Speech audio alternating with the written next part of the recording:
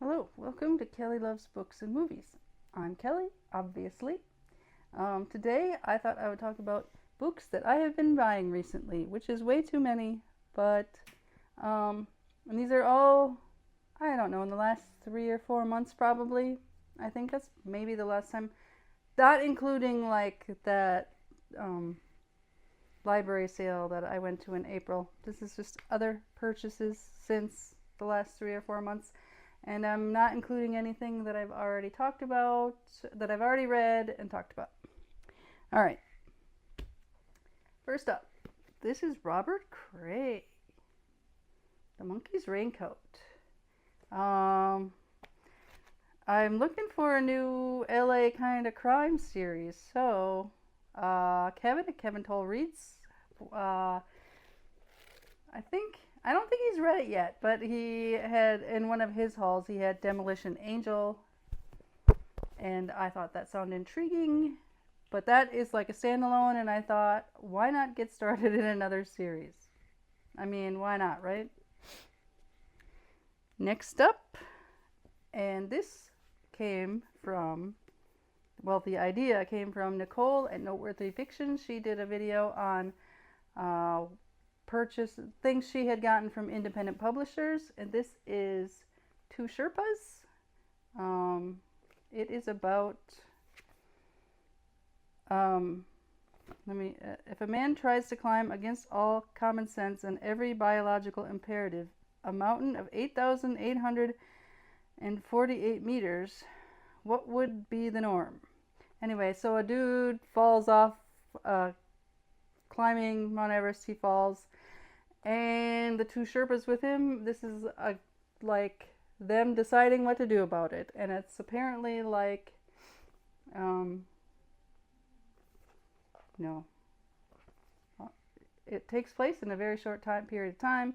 It's kind of allegedly like, the ethics and morals of what to do. We'll see.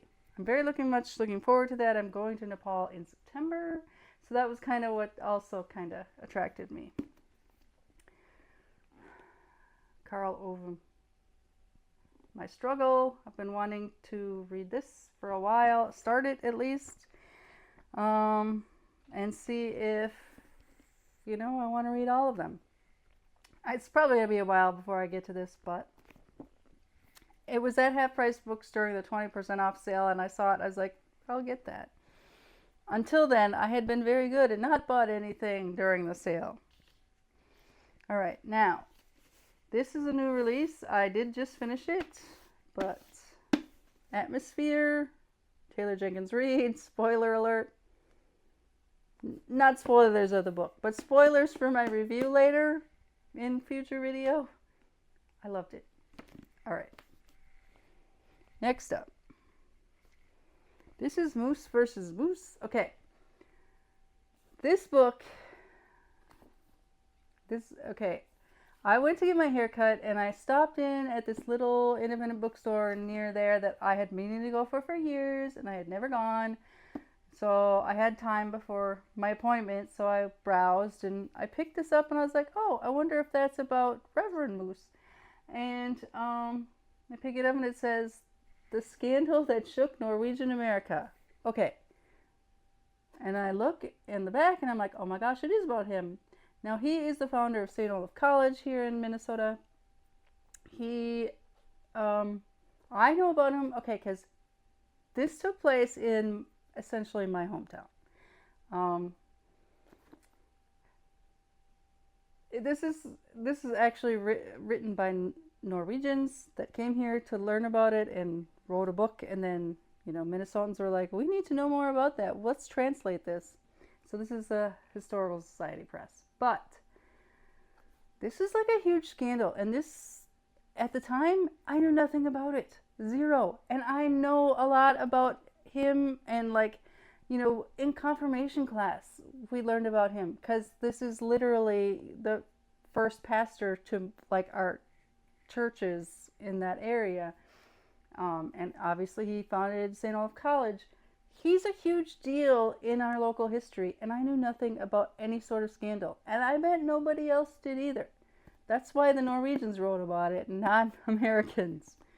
So I am very much looking for. I kind of read the first maybe 50 pages, and it's interesting because like it opens the book. The prologue opens talking about okay, beginning in the early morning, spectators had streamed in through Holden Church's front door to secure seats. Long before the meeting actually began, the great church on the prairie was packed full.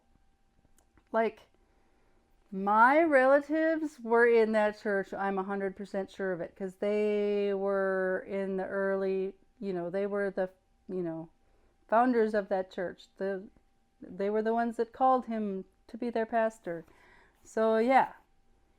Newspapers had already written about the case for a long time, both in America and Norway. And yet, we still know nothing about this till this book. Literally, my jaw hit the floor. I was like, what? So, obviously, I had to buy it. And I will be reading this eventually. More than the first. That's the other thing. In the prologue, I think it says something about 1,000 people in the church. And I'm like, I don't know that many people. Because I think it's still the same actual building. Yeah, I thought, and I'm like, I don't know how many that, and like there were 1,000. No, I think I just made that up in my head. I don't think it gave an actual number. But yeah, will be very interesting to read. No clue about this scandal. It was huge apparently, and this happened in my hometown amongst my people that were part of that church. No clue. All right, next book. Just needing to keep up with the Frederick Bachman. Oh, Anxious People. I haven't read this yet. I just realized I have more books that I do not have in my pile here. So yeah, Frederick Bachman, Anxious People. Heard great things. Looking forward to that. I'm going to have to go get those other books.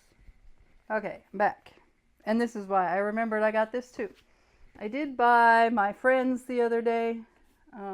Again, hearing lots of great things about it. And I want to read this like right now, but I'm also in the middle of A Lonesome Dove. And I'm trying, and another book. What did I start?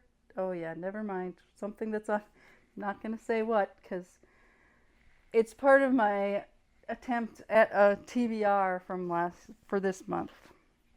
All right. Next up, I got these both in the tandem. How Fascism Works and On Tyranny. I mean, given the times, I thought they would be good reads. Next up. So Gay for You. This is Leisha Haley and Kate Menning. I never know how to say her name. Friendship, found family, and the show that started it all. And this is like talking about the L word. I can't wait to read it.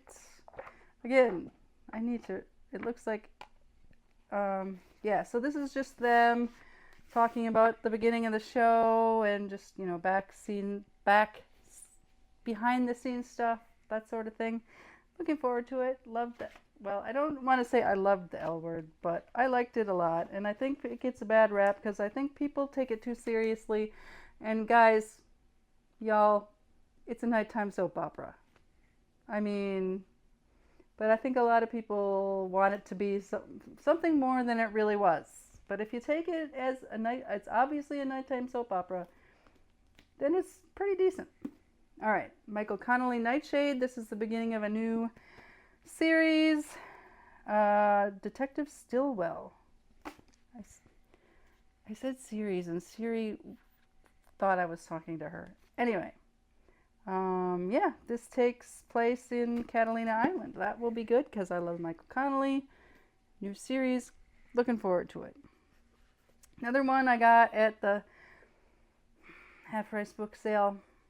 I had been looking for this for a while there, and Brooklyn. Been meaning to read that for a while too. Everything here. When will I actually get to these? Who knows? But yeah, I've been wanting to read Brooklyn for quite a while. I did see the movie and really liked it, so it was on sale at Half Price Books. We're gonna get it because I had actually been looking for it there for a while, and it just was never there and never there and never there, and then all of a sudden there it was.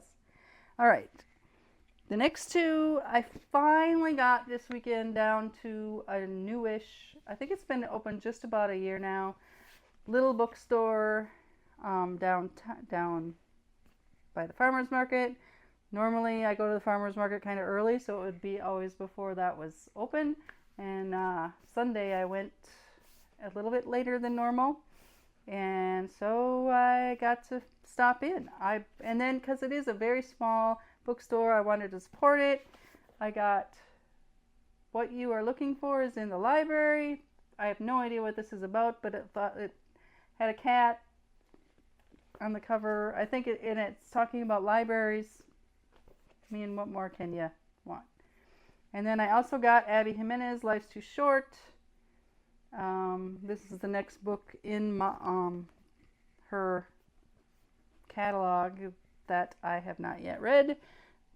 I loved the last one, so I'm looking forward to this one. Then this one's not much of a reading book. It's more of a, do things book.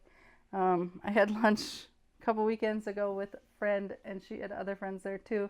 And they were talking about Nancy Burpissel, because we started talking about Great British Bake Off, and they were like, the one friend is like totally, follows her on Instagram, so we had a good discussion on all her stuff.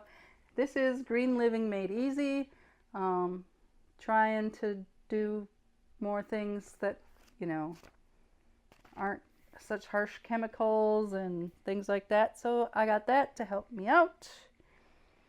The same time I bought that, it was like on Amazon, and they were like, well, you buy one, get one half off or something like that.